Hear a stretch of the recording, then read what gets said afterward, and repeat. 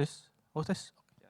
Let's give some time for the partition of our electoral to move in here. Okay. So The next time maybe in 11. let me see what's the schedule.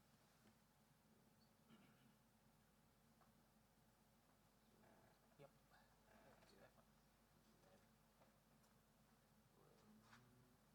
But if you need more time, because there'll be Q&A and the participants have arrived, it should be fine because we can extend slightly. I think it's enough because I should go to Changi Airport. What time you need to go? 3 p.m. So 3 p.m. Okay, let me just let's see, So I think 11. Can you just give me 5 minutes? I'll Okay. try to push people here. Yeah. But it's okay. It's okay. It's not very. Yeah. Yes. I missed the first part, but this is coming up, right? Yes. Yeah. If you need me take pictures and stuff, I will be assisting. Oh, okay. Then I will help you with the Q&A. I'll just walk around. Oh. It's you can you if the lecture 7, the lecturer 7, the speakers start yet. Can you start pushing people here? Because this speaker needs to give the yeah. Okay, so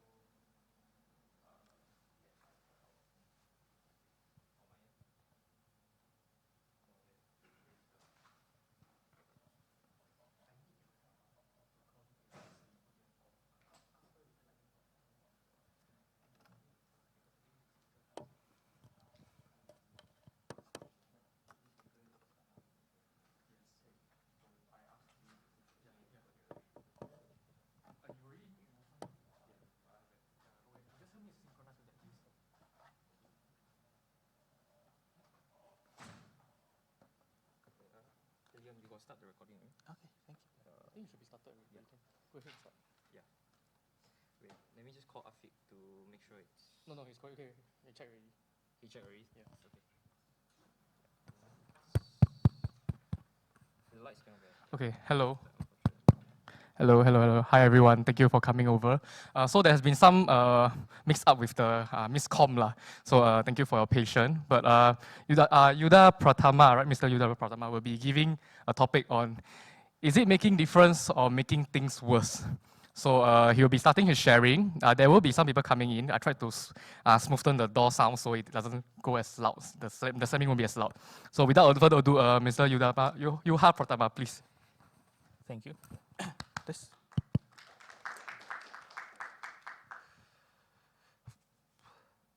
Okay. Hello everyone. My name is Yuda Pratama Nugraha. Okay.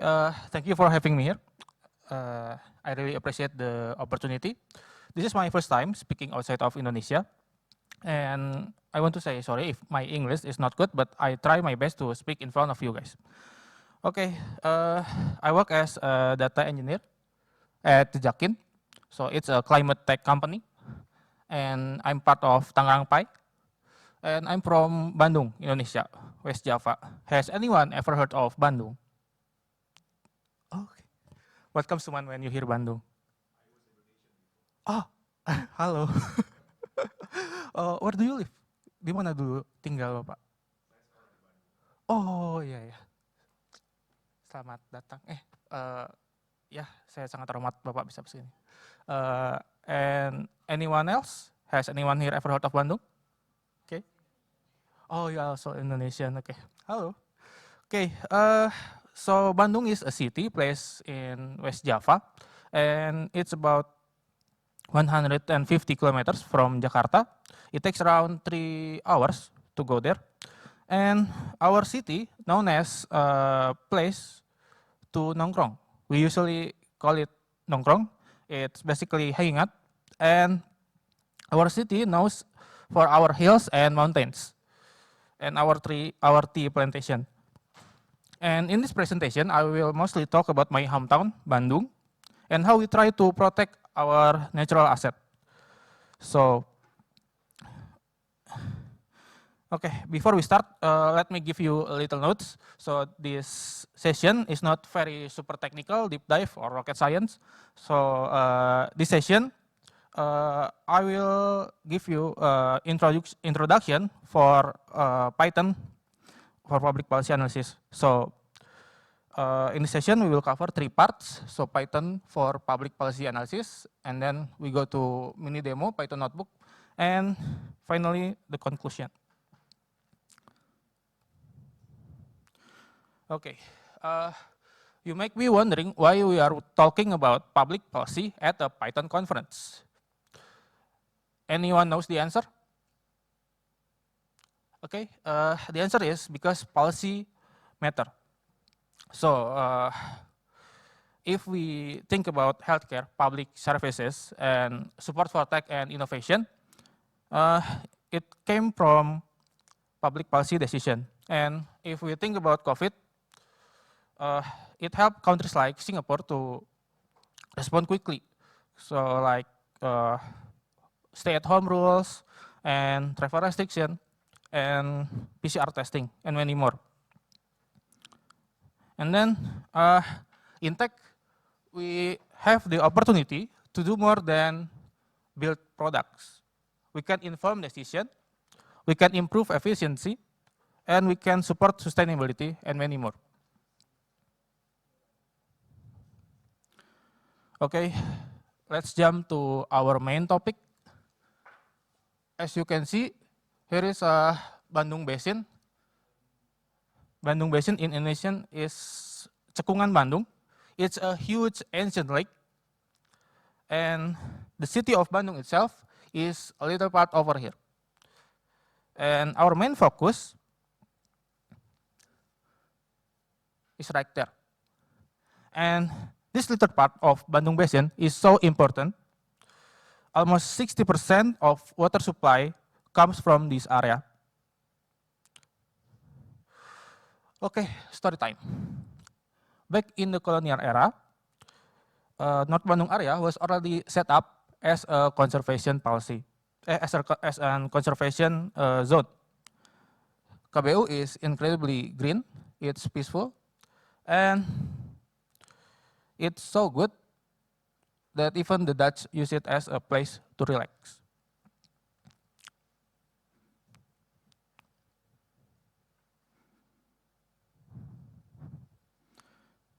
But now, because it's exotic and accessible, everybody wants to build there. And as a result, it's heavily developed. It's become concrete jungles. And over time, buildings, villas, resorts, apartments, and hotels began to pop up. So now we are seeing consequences. Flood everywhere. The temperature is getting hotter. The air quality is going worse. And that's why, that's my concern. I can feel it myself as a Bandungian. We didn't, back then we didn't need even a fan, but now it's very hot. Okay, so in 2016, they created a zoning policy to protect this area. So this is the summary of the policy. Zone L are for protection, no buildings, just nature.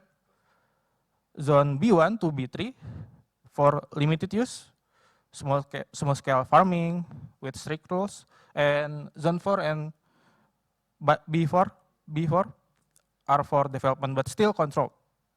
How high you can build and how much green space do you have.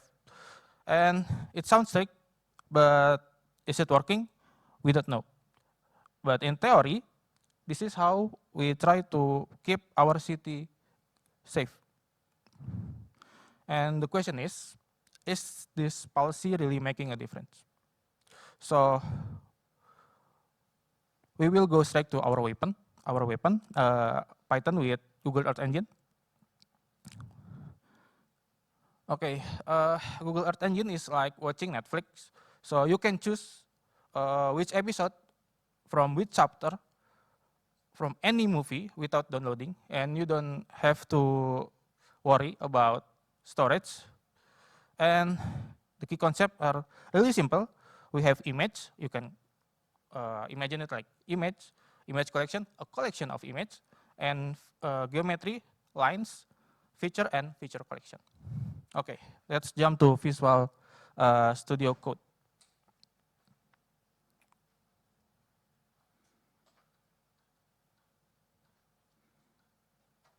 Oh.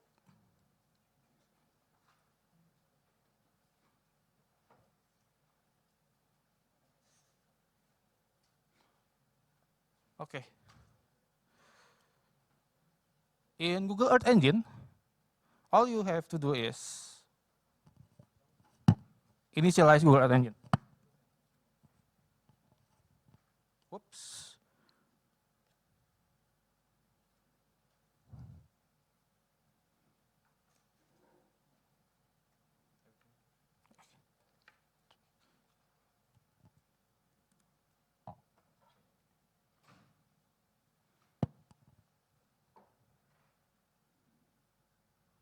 It takes a minute, some time.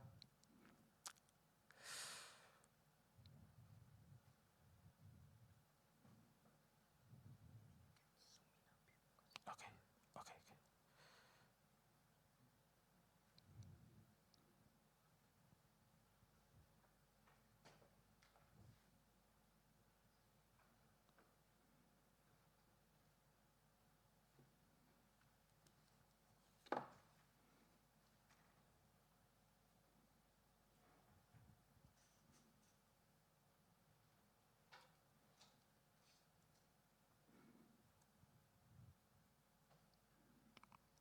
May I bring?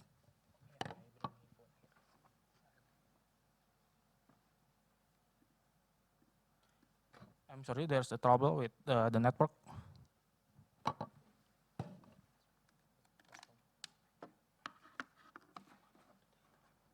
can't connect internet.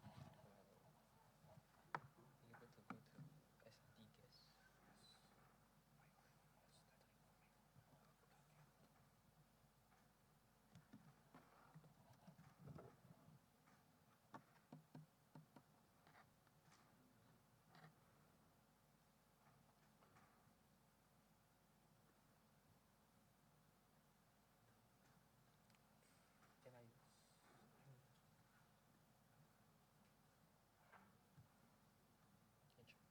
out?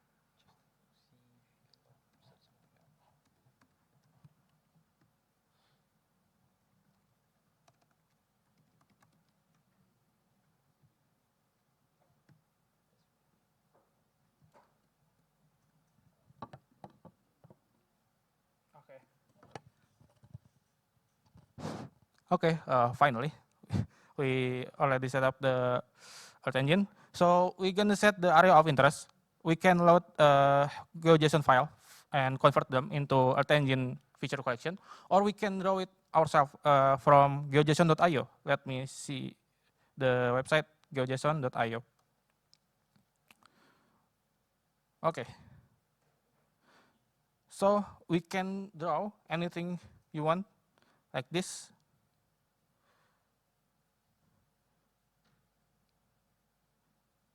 Okay, and then export it to GeoJSON file, save to GeoJSON, and we can load for Google Earth Engine processing. You maybe want to draw a cat face, maybe, I don't know, anything. You can do anything you want with geojson.io. And we already have KBU, Kawasan Bandung Utara, North Bandung area, as a feature collection.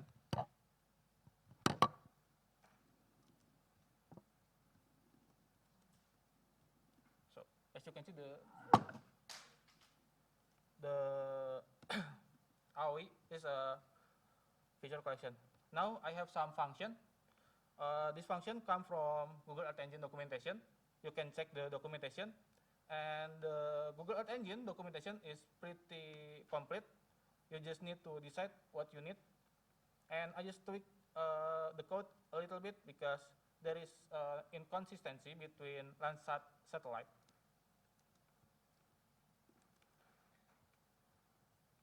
Let me show you the Google Earth Engine documentary.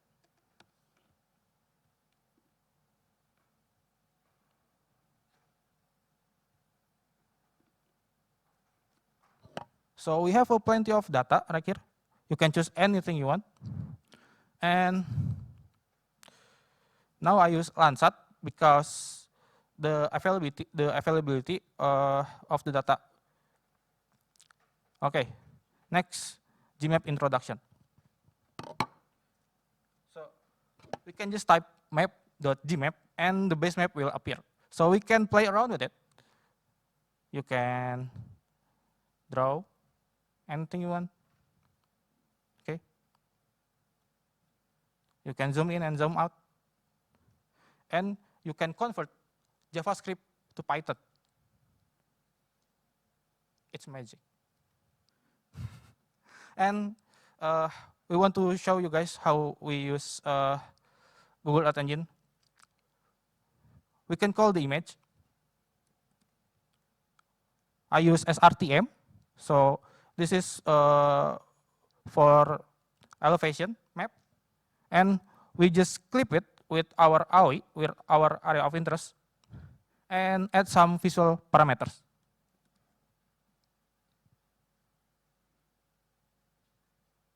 Like this. Okay. It's simple, right? And then we can create time lapse, but it takes some time. We will skip this part. And the problem is we don't see enough detail if we only use raw data from satellite. We need to know each type of land types. So we will use split map. We create a composite median image. And then we call the classified image. We use a little bit of machine learning.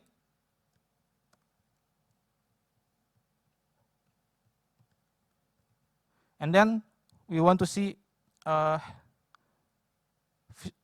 our classified image compared with the raw image. So I think in machine learning, we also need to visual check because I think it's not enough only to see the metrics like this. We have already success to distinguish water with other type of land. And this part right here is Situ Lembang. It's a military base. So it's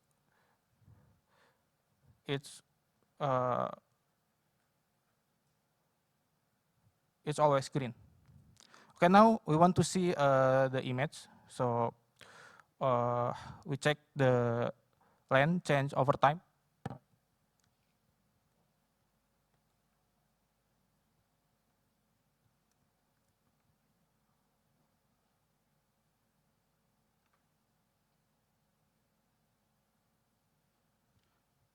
And now we can see the story of Bandung Utara. Now, as you can see, the green area are shrinking, and the red area, the red one means built-up area, is expanding. So we can see the expansion grow from the south side of North Bandung to the north side. Okay, and the city is expanding, and the green area is decreasing. I already create Solara simple map. You can check out my summary.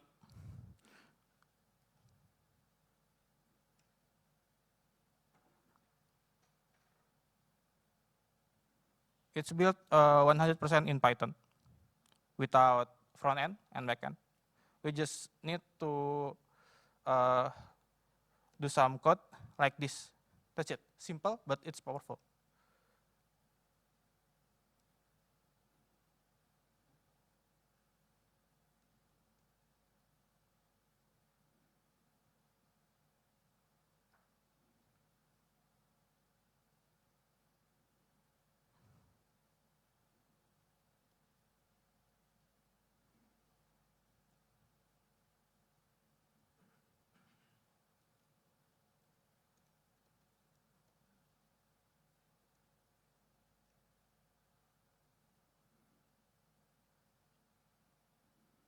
Okay, we will skip the solar part.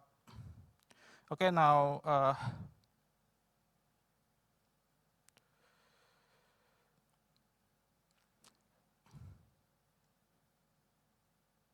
so we already see the visual evidence, and next we will measure how much the policy is impact. And any idea how can we do that? Any suggestion?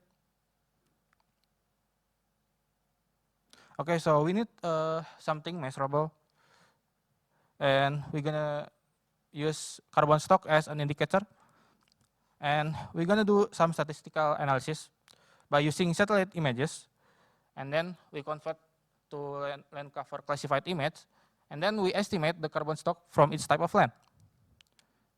And after we have measurable data, we need a control area. So I choose South Bandung area as a control.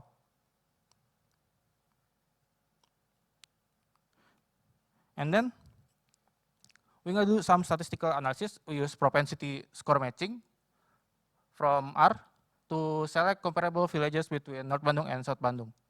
So we use PSM with the matched package from R, and we use propensity score weighting from R2, and this allow us to include all villages with adjusted weight.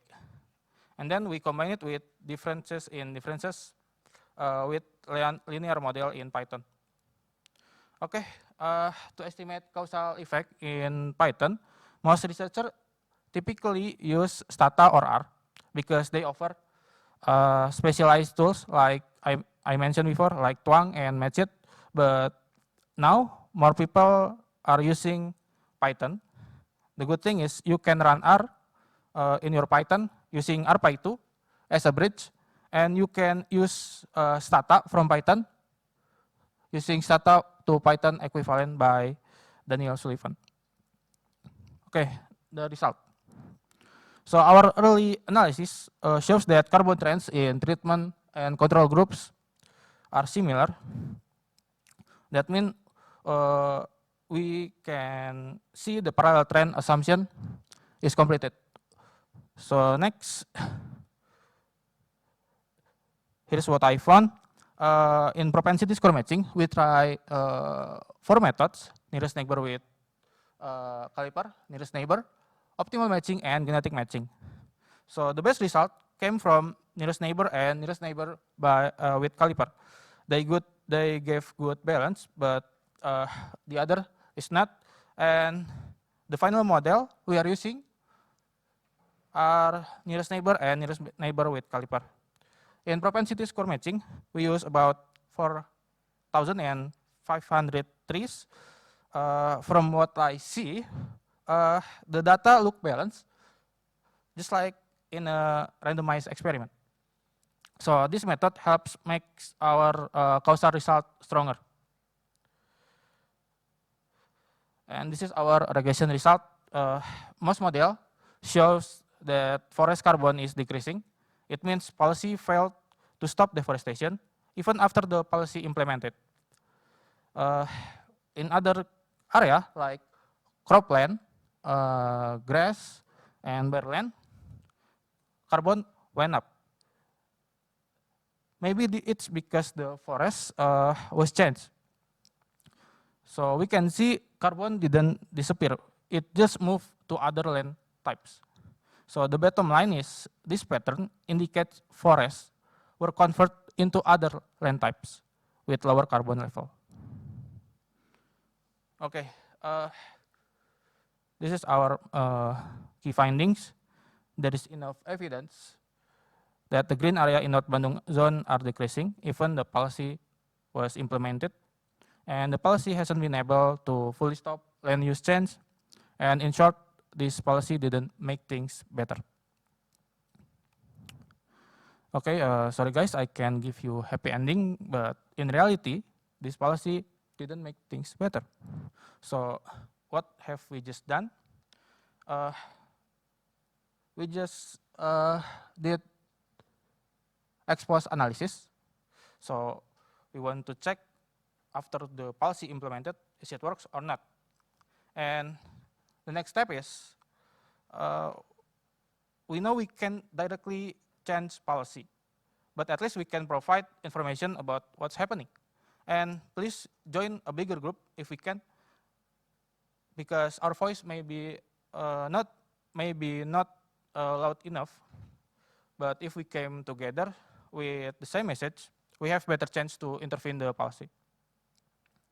And of course, we need data to back up our findings. These are many data sources we can access, some of them free.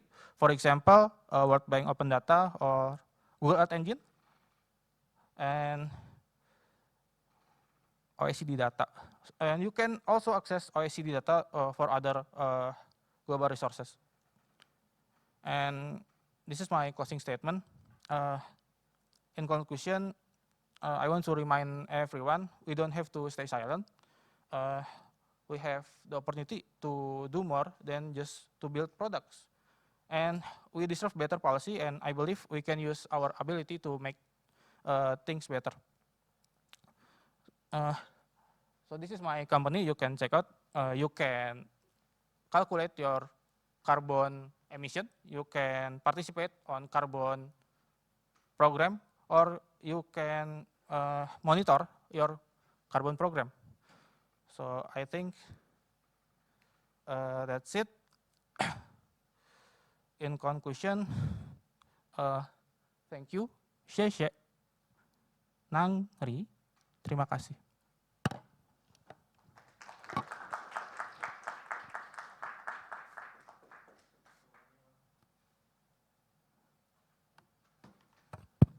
Anyone have any question for Mr. Juha Pratama here? Okay, if not, thank you, Mr. Juha Pratama.